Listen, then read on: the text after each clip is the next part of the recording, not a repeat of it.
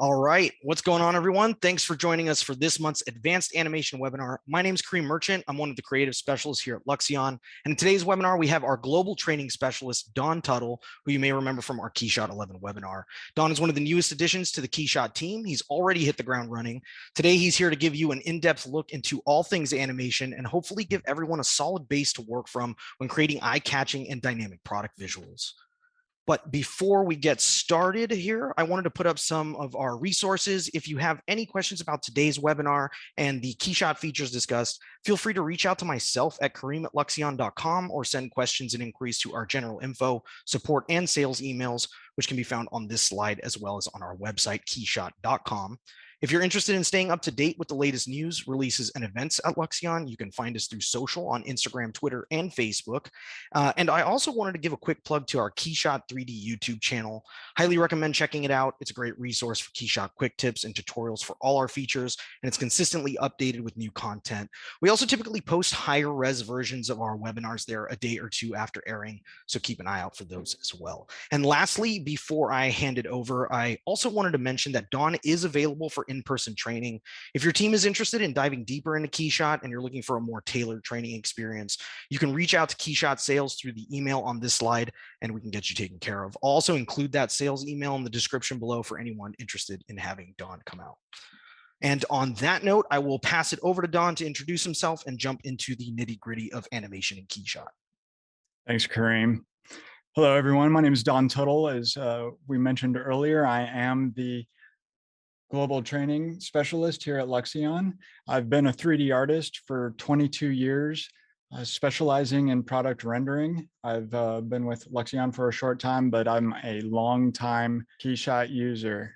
One thing I would like to mention before we actually get started is for everyone to go and check out Will Gibbons' KeyShot Animation Masterclass. If you have an opportunity, Will's a great guy. He really knows his stuff. I'd also like to mention that my PC specs are, I'm using an MSI Stealth GS77 with a Core i9, a 32 gigabytes of RAM, and an NVIDIA RTX 3080. We're going to be using a hammer drill today, and I'd like to give credit to Winston Jennings, and we were able to obtain the model from GrabCAD, so be sure to check that out. All right, let's get started. I think that it's a good idea to really touch on some best practices when it comes to animating. And what I mean by that is let's think about the assembly structure, the naming conventions, and even the scene units. As we look here at this hammer drill, you'll notice over in our model sets, we've got our main assembly here, but all of the parts contain the names of the colors that are on the materials you see on the model. And that really makes it hard to know what you're going to animate next. You have no idea what parts are which. So it's always a great idea to really think about the naming of your parts and your assemblies, because then you're going to have to get to the grouping portion of the animation. And so as you can see here, I've gone and set up all of my names so they're clear and easy to read, as well as easy to search for up here in the search portion of our scene structure. Now, thinking ahead, if you're doing an exploded animation, there's particular parts that you're going to want to have grouped in their own assemblies. It's important to have your parts of your assembly all named, something easy to really go through, identify quickly. And not only that, it's important to understand what kind of naming convention you want to use, especially if you're going to go and use your files outside in other animation programs, or you're animating in another program and then you're going to bring it back into KeyShot and render within the KeyShot environment. Now, The big deal here is making sure that the names are structured in a way that's easy for the programs to communicate with one another. For example, a lot of the 3D programs don't like to have duplicate names, spaces within names, numbers at the beginning of the names. And the names I'm referring to include the part names, material names, assembly names. So as a best practice, a good way to structure your naming convention is to not have any spaces.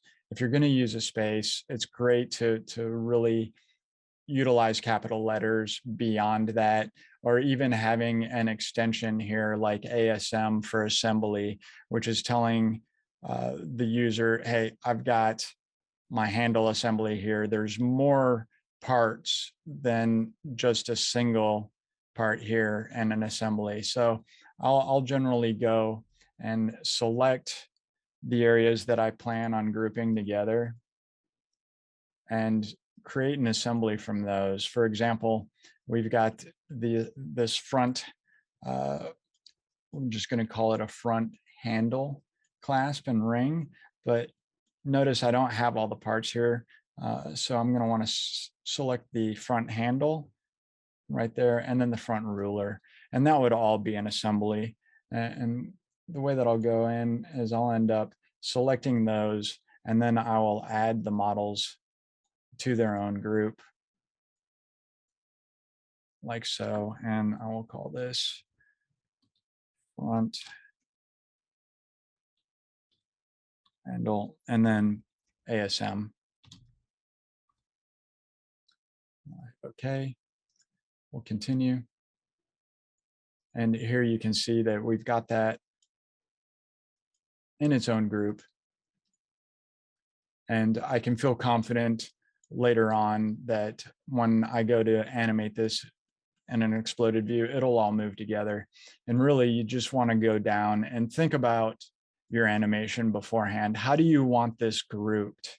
It's really important so you're not having to go back and redo your keyframes, restructure your model after you've already gotten really deep into the animation portion. That said, there's going to be times that you need to update your model even after you've gone through the entire animation. And that's why it's really important to focus on making sure that you've got your structure set up and your names are easily read, or easy to read, I should say. For example, if I had to update the front of my hammer drill, all I had to do was go in and do a search for front. And now it's only showing me parts of the model that have front in them. It's just a great way to be able to isolate your parts and make sure that you're able to update them quickly and easily. The next part of this, and something that really everybody needs to be cognitive of when working with KeyShot, and in a sense of working in groups or on teams, and which reminds me, that's really part of my workflow, is thinking about how this file is going to be used as an asset, perhaps later on. Perhaps I have a teammate that I'm modeling for, and my teammate's going to be the one that animates it. A lot of times you want to have these best practices and standards when working on a team, especially with multiple products and wanting to stay consistent throughout. So we've got our naming convention done. I've given an example of how to group the files in preparation for animating, and just really covered thinking about your scene.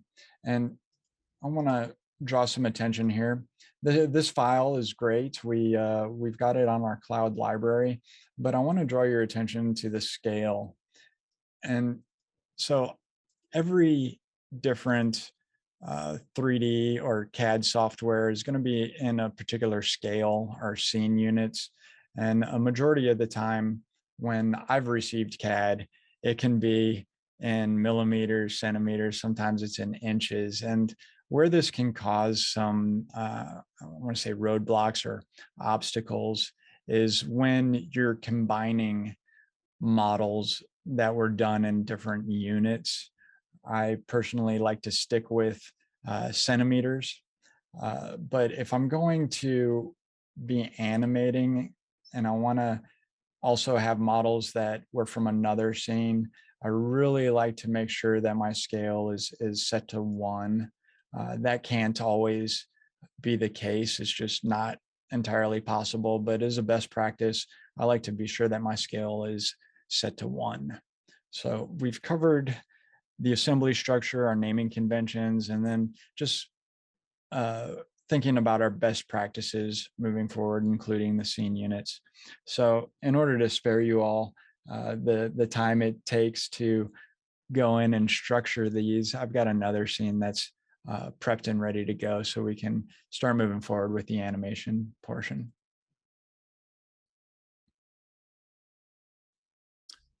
So I'm going to open up my my animation workspace. Go ahead and pull this up. So to begin, I'd like to touch on the animation, the camera animation specifically within KeyShot, and how well I think that they work for product animation specifically, whether it's an orbit or an exploded view. There's a lot of tricks that I've done in the past and other software that I just don't have to do within KeyShot because it's pretty much set up. And that if I wanted to do a orbit, it's already set there. In the past, I'd gone and maybe created a camera rig that would do something essentially the same way as the orbit does in here. And I really find that this saves a lot of time for prep and is just really a great way to get started and flesh out the camera animations.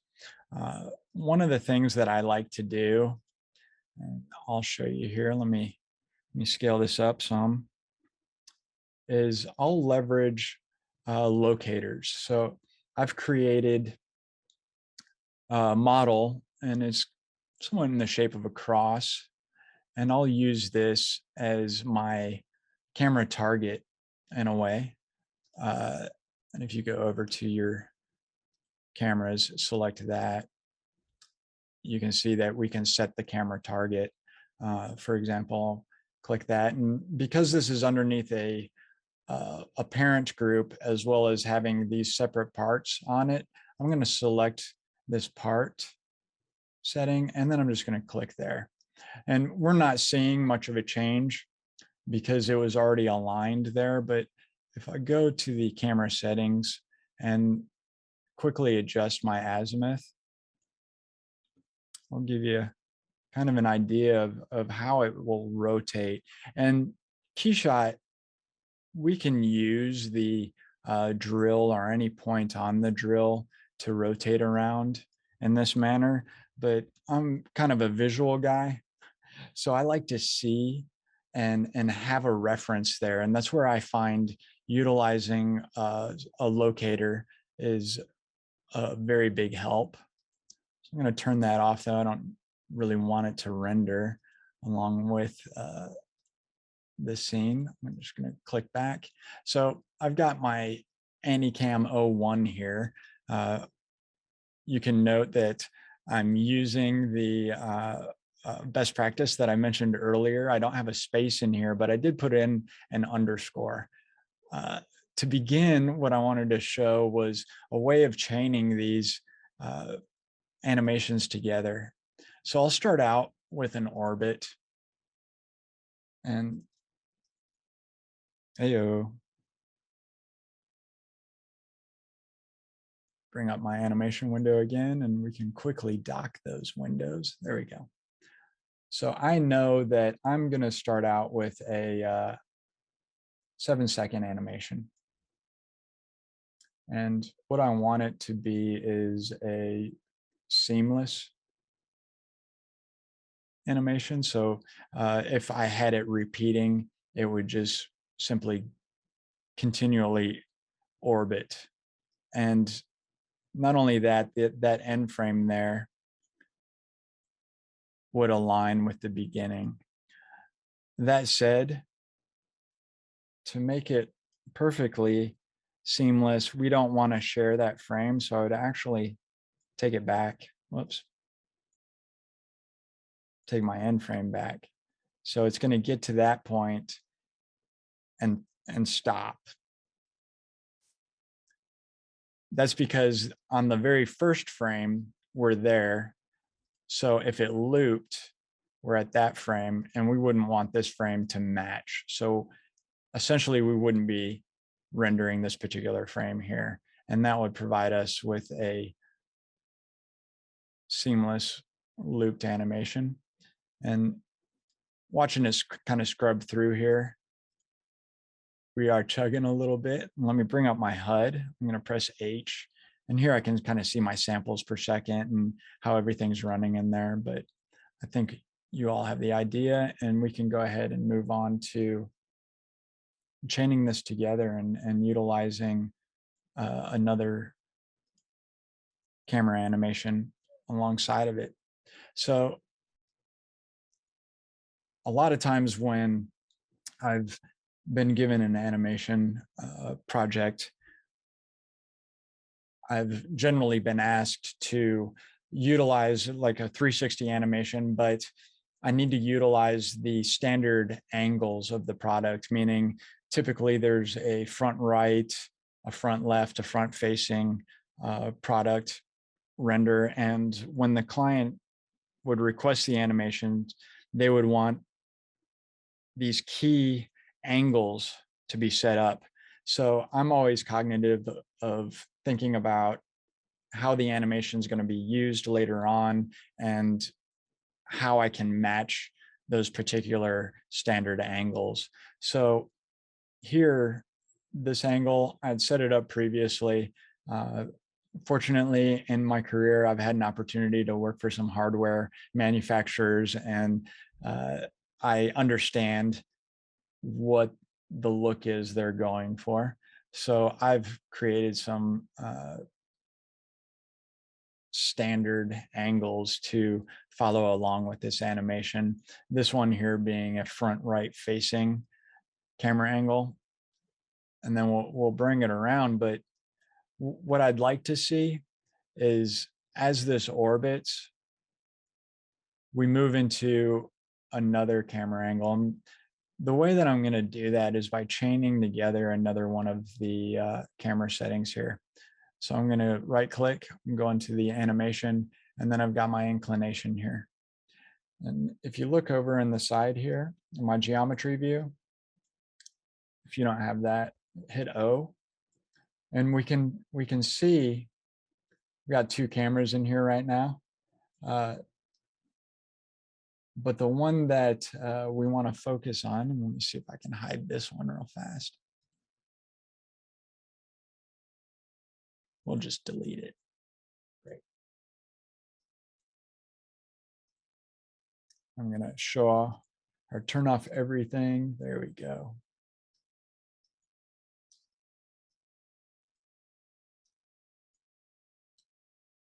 So I've got the beginning of my camera there. I'm going to select that, and already we can see the motion of how the orbit is or I guess I should say the path of the camera orbit is shown by this red spiral. But you may also notice that we've got a little kind of arch in here. So if I go over to my inclination and bring it around, you'll notice that the two animations are overlapping one another so that they're working together. I don't want this inclination to go up 45 degrees. In fact, I want it to go down -45. So we get a top down kind of isometric front right view. And as it rotates or orbits around, we're going to go into a lower, almost a worm's eye view. And so what I'll do is get close to the frame where I think it should be, and then I'll kind of test out some numbers just to be sure that I'm on the right path. Sometimes we got to scrub back. I want it to be right about there, really. I think that that's lining up well with what I was picturing. I'm going to turn on my locator real fast, just kind of see how that's all lining up there. And as you can see, I'm still in the center, so I'm pleased with that. I am getting a little kind of a weird anomaly going on here where it does lose the pivot, but that's okay. I'm going to get it right to where I think it should be. And looking over in my geometry view again, you can see I've got a really pretty good round orbit there. I like the appearance of how round that is, and it speaks to what I mentioned previously with the camera orbits and how we've got these preset animations to start with. And seeing that, it makes me look, or it makes me think that it looks really nice as far as the motion is there. That said, we do have options for adjusting the motion around there. And as much as I want to jump into the motion ease right now, I think it's also a good practice to stick with your linear for the time being. And especially for this orbit, because I mentioned earlier that I wanted it to be seamless, having a linear ease is going to really help with that seamlessness. If we had a ease in or an ease out there, once it got to the part where it would loop, we would see that ease and it really wouldn't feel natural. So if you want to have a natural animation that's going to loop and repeat, you really want to keep it in a linear fashion. That's not to say you can't have an ease in or an ease out. I'm just saying if you want to make it easy on yourself, keep it on linear. That said, with the inclination, I'm not as concerned with the looping of it. The reason being is I'm not going to utilize the inclination all the way through the animation. In fact, what I want to do is mirror this. So I'm going to right click on the Anycamo 1 inclination, and I'm going to select mirror. And what that does is once I get to a certain point, the camera is then going to switch back to the previous angle. And let me just kind of nudge this over to really give you all a example. So as you see this coming around, I've got these linked together, and you can see I've got my pivot stays centered. We're able to bring it around and get that lower angle, and then bring it back up to the point that we started. So if I reset it, you'll notice that's my first frame. Here's my last frame, and they match pretty well.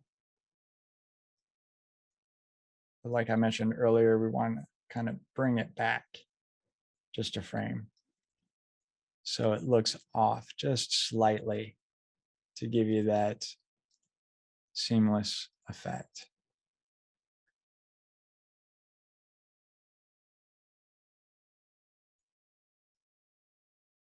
I'll just scrub through it a couple of times, give you that feel. So I mentioned easing, and I think that we can go ahead and apply that to these inclination settings. So I'm going to push this in just a little bit, about 5 frames there, because I don't want the ease that I apply here to be recognized in that first frame. And so I'm going to do the same thing to the mirrored version. Just kind of bring it in some frames. and it's okay for that to be further along. So then I'm going to go and I'm going to put an ease out on that one. And then I'll scrub through it and just kind of see how it appears. And on this one, I'm going to have an ease in set.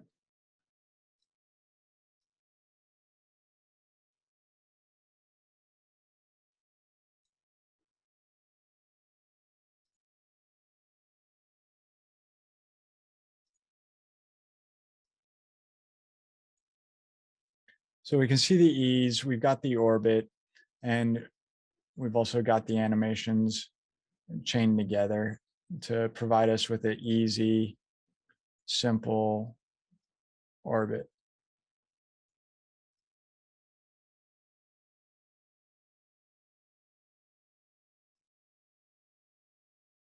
So if you remember previously, I mentioned that at 7 seconds,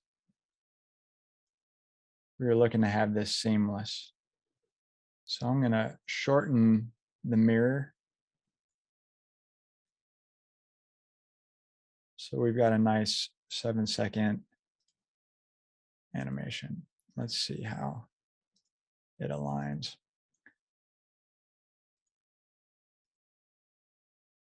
Great. Staying on my pivot. I know where my safe zone is, and we're all good to go.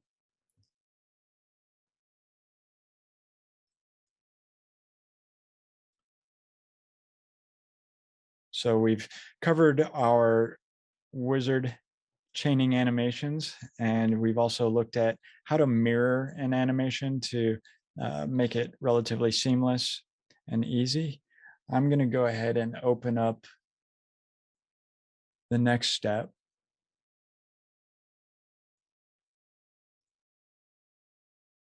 And so we're going to get a little bit more involved now. Go ahead and dock my windows. Let's go on full screen. There we go. So as I've moved on into the animation, extend my timeline some. Come on.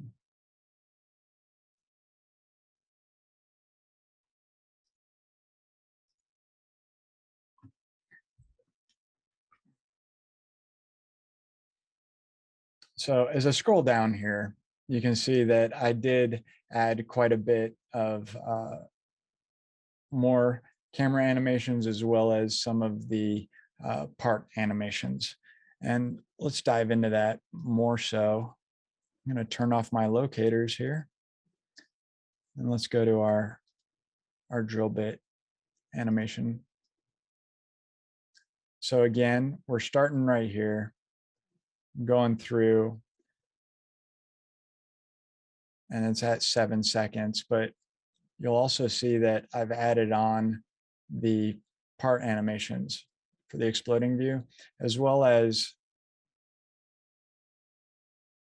a few other settings with our animation cameras, including some depth of field and targeting. So we covered some of the animation portions for mirroring, but you can also copy the animations and duplicate them as well. One of the things that I'll typically do is find that movement that feels right, whether that's with the handle portion.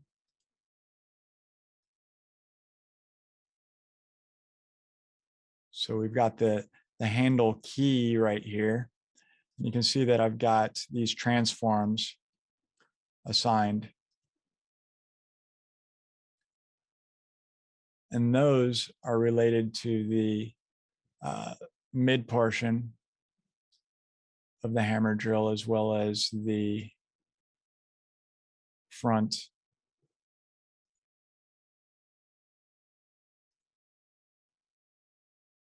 So you can see a lot of these are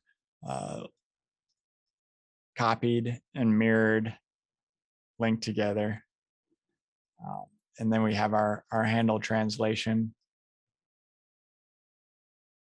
and the fade that's on there. So looking at the handle group fade, as well as the front ring, and where's the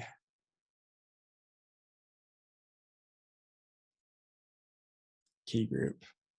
These are sharing the same fade. It's just copied my fade from here by right-clicking, copy animation, and then selecting the other assembly down here, which is the front key, and then just going to add animation and then paste. It's not accessible from there, but I think it's because I locked it.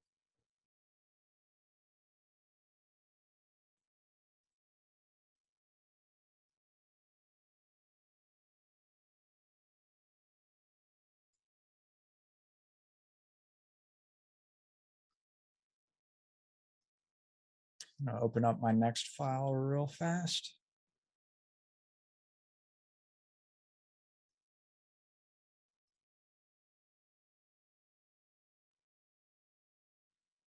Looks very similar. I know. It is essentially the same scene, but you'll notice that we've extended it a little bit.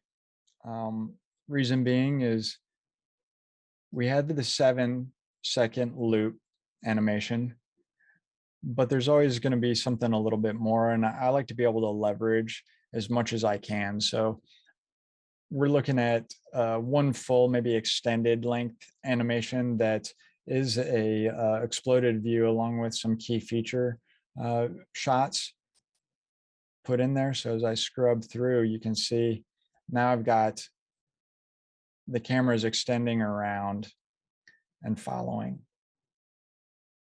another path. When I go up, you'll notice that I've got a few other cameras in here. And what I want to do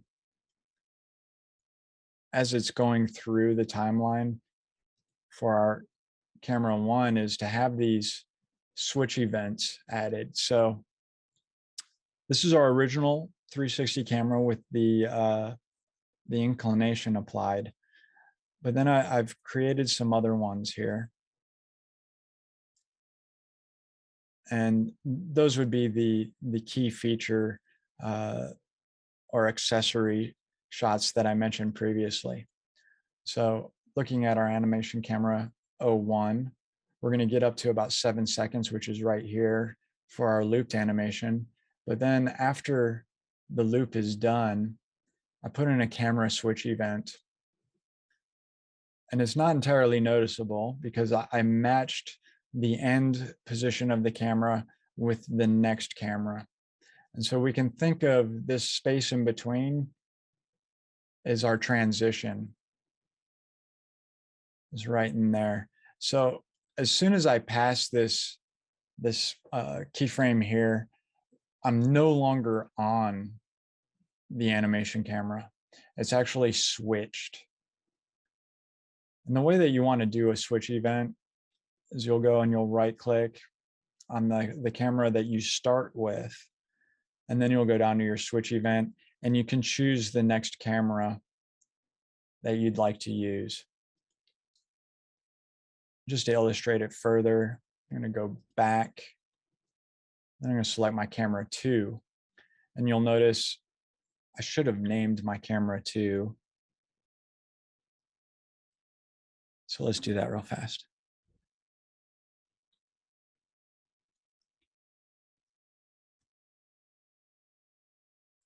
So as I scrub through, you'll notice the camera's not moving, right? But the parts are. It's in the proper position, just like the camera 1.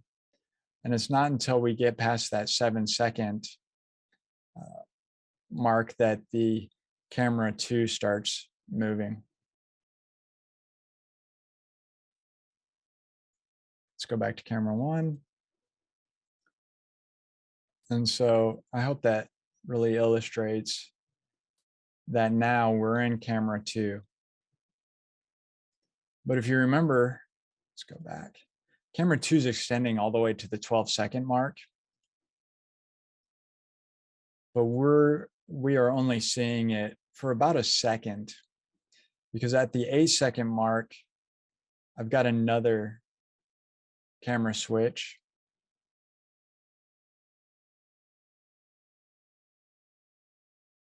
Which goes to our drill bit camera.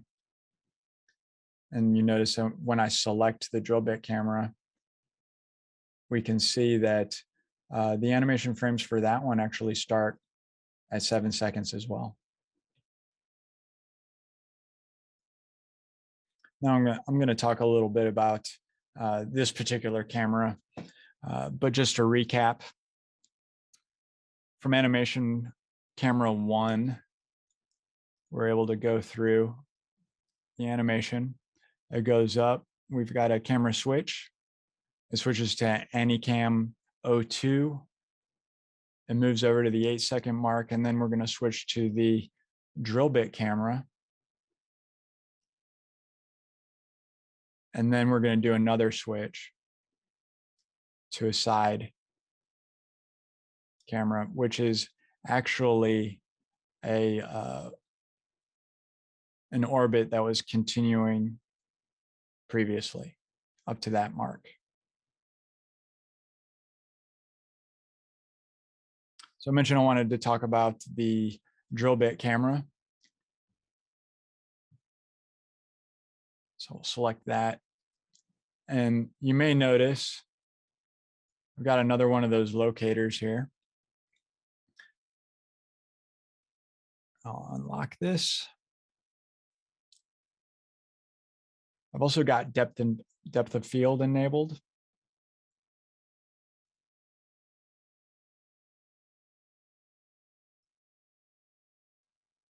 And you can see that the depth of field keyframe is here, and I've also got a mirrored version right there. And I also have a drill bit camera target right here. The drill bit camera target is our locator there.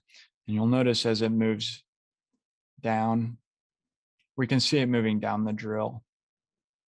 And really, I had that there so I had a visual for my depth of field as it moves down the drill. And you can see we start out and it's a little blurred, but then as it progresses, it comes into focus until the closer portion is blurred. And then I was able to select the locator at this next angle and have more control, as well as some visuals on that. Well, let me pull this over a little bit so we can see what's going on here. We have our start focus distance. So if I scrub it back,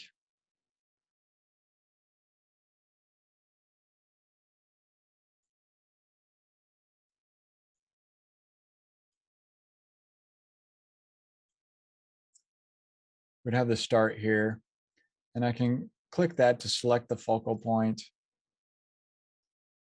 You can see how it's set there, but then I would go and maybe adjust the f-stop to find the blur that I was looking for. Let me undo that.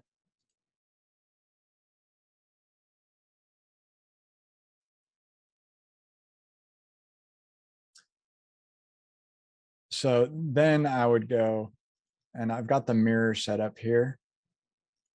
And this is not my complete animation. So there are some things in here that I have updated and done differently. But for this portion of the webinar, I'm just going to focus on that camera movement with the depth of field and as it travels down. The other portion, the other part that I animated here was the drill bit.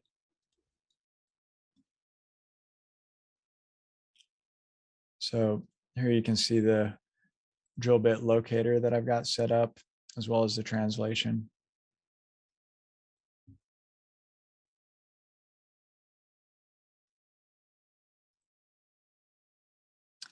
And we have the front drill bit, and you can see that there's a rotation assigned to it, as well as these translations. And the translations come from that initial exploded view. Let me go back to that. So you can see the drill bit and that exploded view. And then as it rises up on that incline, and then we've got our camera switch, you can see that the drill bit starts rotating. I wanted to have that happen for continuity. We are doing a jump cut here, and yeah, we could have just rendered it out separate and then comped it in post, but why not try to get everything done inside of KeyShot? Because it's a challenge, it's fun. So I got my jump cut here. The drill is going to start spinning up, and then I'll do the cut. The drill's already spinning at that point. I went ahead and utilized the motion blurs for the models and camera, partially because it looks cool. And the other reason was because I don't get to use it very much. So I thought it'd be fun. This was actually a really entertaining project to work on. It's not often that I can just kind of come up with stuff myself and kick it out. So it's been very cool. And so just like the drill bit, all of the parts really just have some simple translation animations on them. As I go through them, you'll notice they're all in linear. And like I mentioned previously, I think that as a best practice, it's always a great idea to stick with linear. But like I also mentioned too, we made those adjustments to the orbit and the inclination just to kind of smooth those out. I did end up adding it to the orbit after the fact. I had mentioned, you want to keep it linear for that orbit to be seamless, but that it wasn't always the rule. Sometimes I'll just go in and I'll change my motion ease to custom, and that will bring up our tangents, showing us the ease in and the ease out. And really, this doesn't differ very much from the default setting. I just kind of go in there and kind of move it around. I like to refer to it as I'm humanizing it. I'm making it just a little bit not perfect. And it's just like a small tweak here and there, just to kind of break up the whole straight linear feel to it. If you haven't had an opportunity to get in and utilize the custom motion ease, I'm going to really emphasize that you should get in there. Don't be intimidated by it. Learn it, love it, because ultimately it's going to give you more control over the fluid feel of the motion. It's also going to really make your animations stand out from the other animations people use, because these orbits and our standard animation tools and KeyShot are so nice and easy to use. They can appear a little canned. So great way to differentiate your animations is to simply come in here and make some of these minor adjustments to your tangent handles. And if you're not familiar with working with these types of curves in a timeline, but let's just cover that real fast because I do think it's important. It wasn't really on the agenda, but I think that in an advanced animation webinar, we should really talk about tangents and locked tangents. And so here you have your two tangent handles. I'm just going to do a really quick high level view of this because I want people to know who haven't worked in here how this relates and not to be intimidated, because as soon as you start scrolling out, at least when I first started using animation curves, it was a little confusing for me to understand the graphs. And so if I can take a moment to talk about this, really, when you focus on this area here and you click it, you're all good for what we're doing here. Zooming out, don't be intimidated by how large that is. So be sure to always click the magnify or the zoom to fit, and you'll see your area of the timeline in here. You can note that this is going to be likely our 6-second mark, and I can actually scrub through this area here, and you can see it scrub through in the timeline as well. So this is just another way of looking at your timeline, and this is just another way of looking at your ease. In fact, this is a clearer picture than what you would know of when we use the ease in or ease out.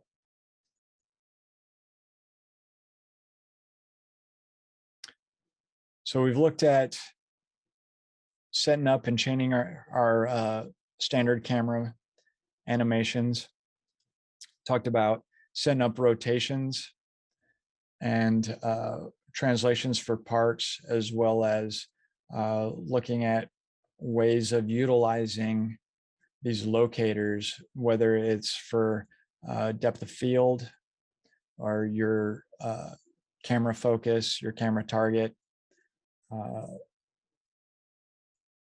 And you can see that we've got quite a bit of mirrored translations and fades. Just to touch on that a little bit more, you can see that a lot of these translations and mirrors, as well as the duplicates, they all have the same length of time. And maybe it's just me, but I like to keep things a little bit in sync because it helps with the overall pace. It's just feels more natural as it goes through. If I was to have a translation that differed a little bit, it may not feel right while it happens. But the way that I end up differentiating it is by just kind of adjusting the ends or the mirrored versions and the copies, and just kind of offsetting them a little bit to give them that little humanization, as I was referring to earlier. The fact that they've got the same length of time helps with the timing continuity, but kind of staggering them is going to help just break it up, make it not feel so symmetrical like these here. Now, why didn't I break these up, you ask? No reason. I think it just all looked fine there.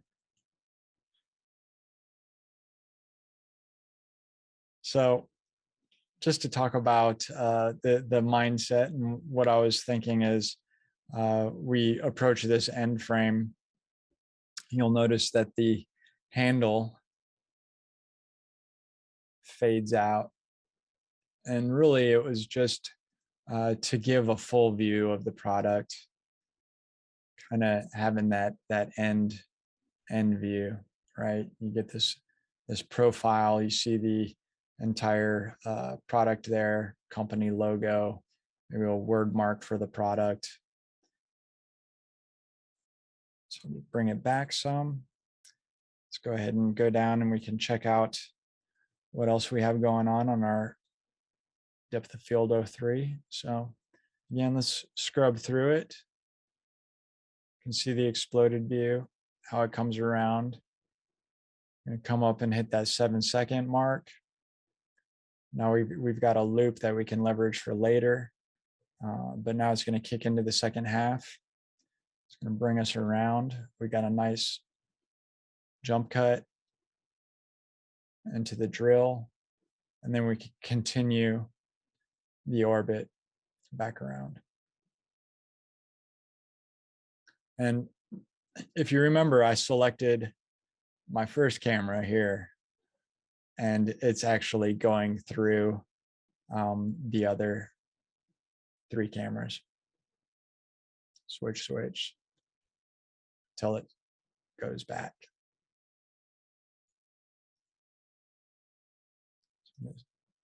Open up my next scene here and talk about the environment animations.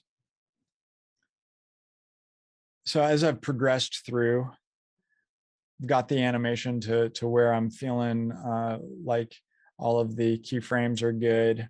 I may have adjusted some ease ins and ease outs, or even the timing here on some of them.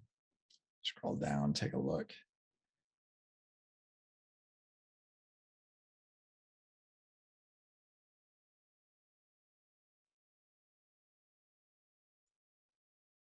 And notice I locked some of these as well, just to be sure that didn't accidentally click on something. Again, I want to call your attention to the animation curves and note that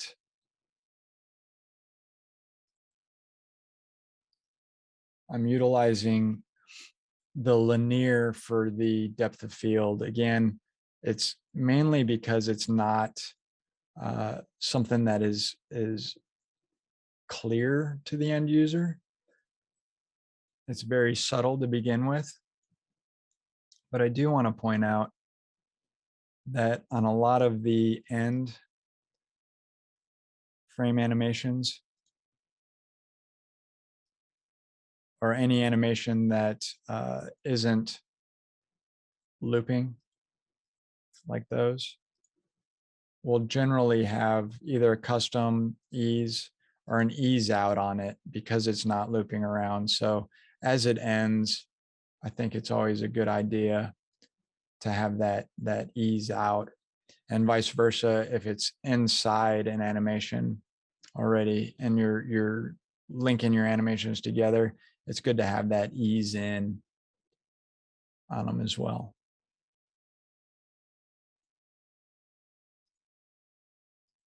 So let's go over here, check out. I wanted to really kind of end the animation in somewhat of a dramatic way. And I also wanted to utilize the environment brightness animation. So one way of doing that is by duplicating my current animation, or my current environment, that is, just so I have that reference. I'm going to right click on it and then add animation. And you'll notice it's grayed out right now because I've already assigned it. So let's do it to this one. Go add animation, environment brightness. And you'll see down here, we've got environment brightness 2 has been added. The start gain is set to 1 and the end is at 0. So I'll give you a guess as what's going to happen as I go through it. The brightness is going to decrease. You may also notice that the background is stayed gray. And it wasn't until I'd gotten up to this point that I was like, you know, if I'm going to have the light fade, I may as well go on a black background. And black backgrounds are something that I never really get to render on. So I was a little excited to actually render on black. Gone and I've changed that. Let's go ahead and bring it back some.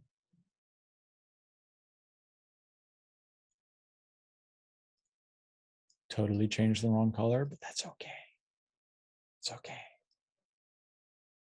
Now you can see how it fades out. And you may be asking yourself, but Don, I still see some highlights there. Yes, you do. There's still some highlights. That's because I've got a spotlight in the scene as well. I thought it was, it added to that drama, right? You know, it's the lights go down, but we still see a little bit of the product there.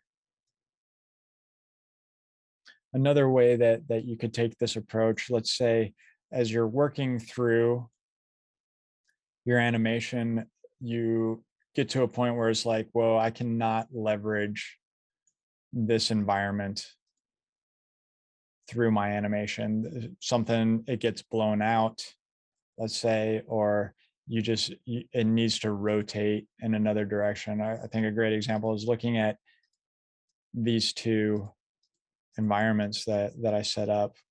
We have the basic one. This is what we've been working with throughout the videos thus far, except I changed the background to black. Whereas this was the updated one. As I had gone through and prepped the files, you'll notice that the lights have shifted and moved around a little on the pins, that is. So if I hit U, we think about our studios. Another way that we could utilize different environments would be to set up different studios. So I've gone and I've got the animation that we were all pleased with. Everything's looking good until I get to that end frame. It's maybe a little bit too dark. So I'll select this, my main camera, the one that has the switch events assigned to it. I'm going to create a studio with that camera included. And with it selected, I can just scrub through and it's just as we expected. Let's take a look at the environment. Here we've got the first environment selected, and that's what's in there. So let's take a step back though and select the newer environment. And then I'm going to add another studio.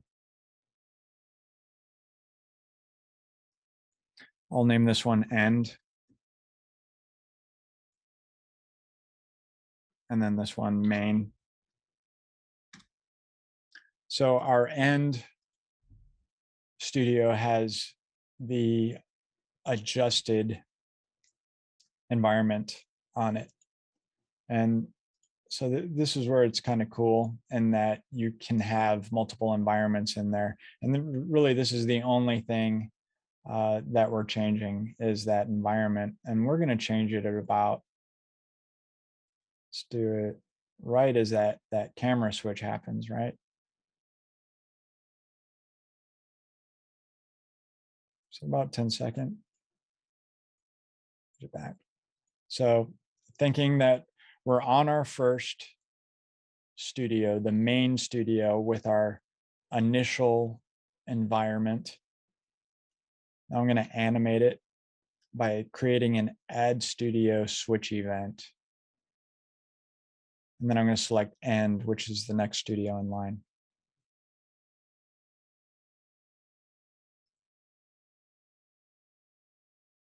Right.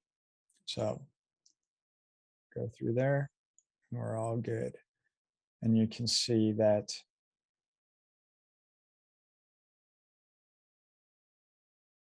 it gets to that endpoint. If I can just get it just right. Select the right camera. All right.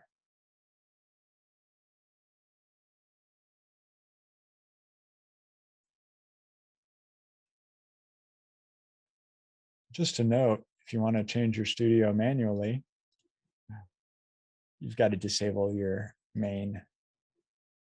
There we go. So scrub through it now. We've got our main studio switch event. It's going to hit that 10-second mark, and we should have the new environment selected. Bring it back.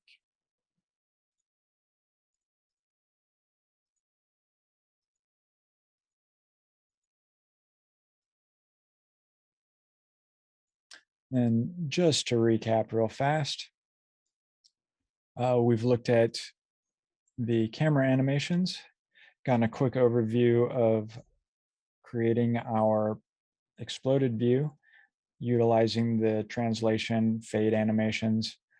We touched on the drill bit rotation as well as locators, the ease in and out utilizing animation curves.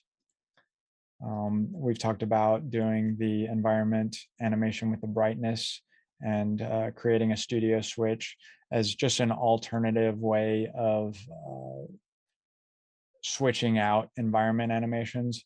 And the complete version, I did not end up using the studio switch as I had in some of the preliminary animations that I had done here.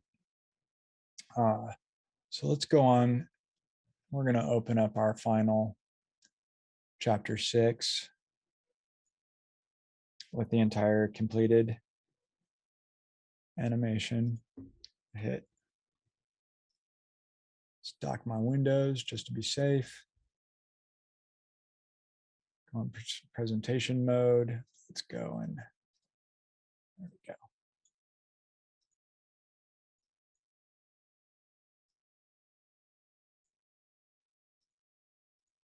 My first camera selected. Let's take it back. One thing I forgot to mention here was I've gone in and applied some of these here image styles.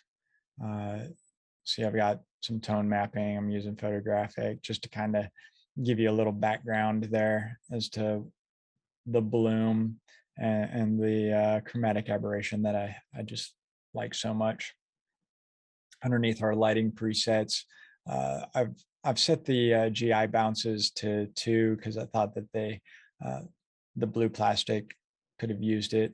I am going to turn off this ground illumination because I do have a ground in there with a ground material assigned. And I've got ground illumination turned on in there. Not to mention, I've also turned down the ground size of the environment all the way. Reason being is, from what I remember, if your ground size, even if you're not using it with shadows, reflections, it's still being calculated. So it's always good to kind of save that CPU. And then we've got our basic environments in there as well. So as we scrub through here, bring it around, feeling okay with it. You can see I did make some adjustments with the drill itself. Thought it was more dynamic to have this type of a blur as well as I guess the angle, kind of the perspective that's there. It's not really poking you in the eye. It's just missing it. And then, coming into this end shot. One thing I am noticing though is I come in here and I maybe didn't notice it previously, but the drill rotation could use a little ease out. So let's look at that.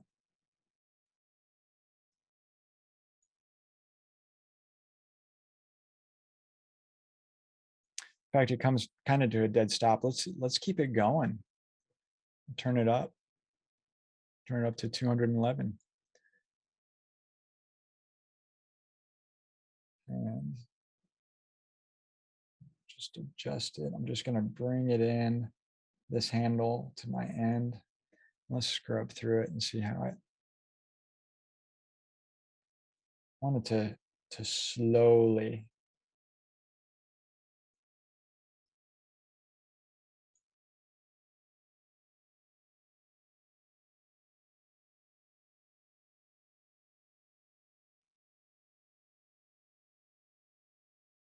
and almost as though it's like the ease is working alongside the environment. And one way to do that is we can come down here and check where's that environment changing, and then we can look at that rotation think about how much time is there on that wind down. So let's look at the curves there. Really wanted to maintain that speed, but not stop so abruptly. We don't have to have so much of an ease in as much as I get to slowly go out. Save that. Got a little fade to black. Check my agenda real fast. Be sure we are on track. Looks like we're approaching an hour. So let's talk about frame rates. One of the great things about KeyShot is the ability to just change your frame rate and not have to adjust your timeline. Other 3D software, if you go in and you change your frame rate, a lot of times it's going to change all your keyframes. Things are going to shift and move. But here we've got a lot of freedom to come in and adjust the frame rate of your animations.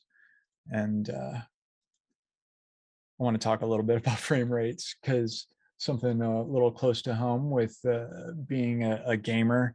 I love high frame rates in video games. For animations, not so much. I don't think that 60 frames per second on an animation is visually appealing. It looks a little fake. It just looks too smooth, too good. 30 frames, probably a nice balance. But for fun, I've actually been trying 24 frames a second. And I think that this is coming from the idea of cinematic kind of views. And what I've noticed is that running with a lower frame rate can really smooth a lot of keyframes out. Believe it or not, it's like the interpolation of those keyframes, having less to select from provides a smoother overall appearance. That said, I'm sticking with 30 frames a second.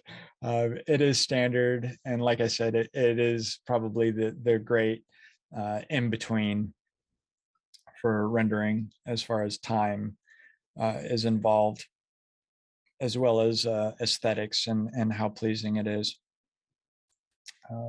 One of the last things that I wanted to touch on here was previewing your animation and running through that, because we've scrubbed the timeline in here, we've worked all through it, and I feel like I've got a good idea of the motion that's there, and one of the reasons why, as I mentioned before, we want to keep our the keyframes themselves, the time that's in there for the animations equal, so it just kind of flows and it's got continuity. But we need to really preview it before doing that final animation. And if you're not aware, we have a preview animator down here. I just go, and since I'm looking at the samples, I could probably turn this down lower, and we won't run through the whole thing, but just to give you all an idea, I can hit preview here. It's going to judge it based on how many samples I denoted. And in this case, I said, hey, let's just go ahead and do 2 samples, because all we're doing is looking at the motion of the animation, just to see that everything looks right before we kick it off for a final animation. And a lot of times this is part of the process that I would do earlier when like setting up the cameras, working through the exploded view. But then I also always do it at the end when I'm ready to do that final animation, because this is going to give us that quick opportunity to look over the motion. We're going to see if anything maybe stands out. Maybe I forgot to turn off visibility of a locator, or the lighting adjustment that we've done isn't quite fitting in with the entire look. So that rendered relatively quick. Again, the samples were low, the resolution was low, and the graphics card I've got in this machine is awesome. So we were able to go and get a preview of the animation. I think the motion is smooth. It looks pretty good, especially on that. So if you remember key point, let me scrub it back some. All right. So we're about to hit our 7-second mark is in here, which is why I want to draw attention to it. This is where the looped animation would start. And if you remember, we talked about the linear versus the ease in on it. And this can be that moment where you can see that the loop is beginning or the initial animation is ending. So let me play it again and everybody watch to see how that motion is right about in here. So let it spin. Here it comes. Looked natural to me. So I'm rolling with it. It wasn't anything that stood out. I think that even if I wasn't looking for it, and maybe if you guys weren't looking for it, you may not have even known. Kind of a continual move, but we're getting to that one mark that should match our first frame. So cool. I'm going to discard that. We've gone pretty much worked through a lot of this animation. I wish we could have done it all in real time, but I also, know that there's a lot of time constraints involved there, and sometimes I can just totally get off track and start tweaking something and notice that 30 minutes has gone by. So I hope you all have been able to at least follow along and understand some of the nuances that are there that I didn't dive too deep into. But I think the big takeaway is focusing on a different way of animating, maybe thinking about using locators or chaining together your other animations and even parenting them, whether that's linking the animations themselves, like I did with the fade animations. So I only had to change one fade setting if necessary. And finally, let's go down to that last render tab. How are you going to render this out? Do you want to have that video output? Are you going to render out your frames? Do you want TIFF, PNG, transparent background? It's normally how I go. That said, I also normally render on a white background, so I'm actually going to render on black and be okay with it. I will render a clown pass just in case. I think in a dark environment like this, I'm going to pass on the ambient occlusion pass, and it's likely that the 256 frames are going to work for this animation. And let's go one last thing. And we can call it a day if I can find.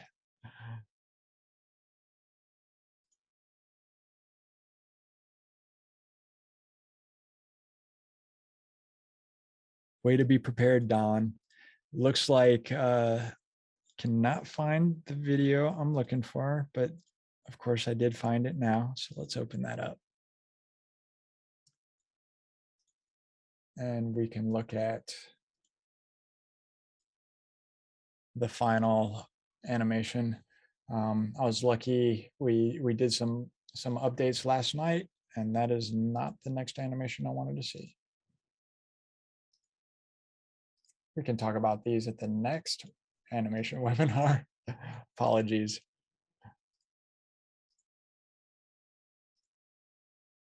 Did not know it was going to script through those. So let's open that back up.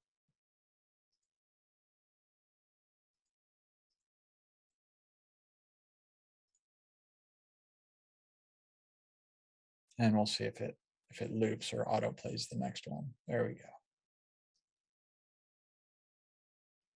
Cool. So updated this animation last night and rendered it out, and it rendered surprisingly fast for 256 samples on 300 and some frames on a laptop even. So yeah, final animation. Please reach out if you have any questions. Looking forward to the Q&A. And again, my name is Don Tuttle, Global Training Specialist here at Luxion, the makers of KeyShot. Awesome. Thanks, Don. Tons of great information, and appreciate you being here today. And thanks to everyone who made it. Appreciate you all being a part of today's webinar. At this point, I'm going to open it up for Q&A. If any of you guys have questions that you haven't asked so far, feel free to drop them in the chat box, and we'll try to get them over to Don to answer them.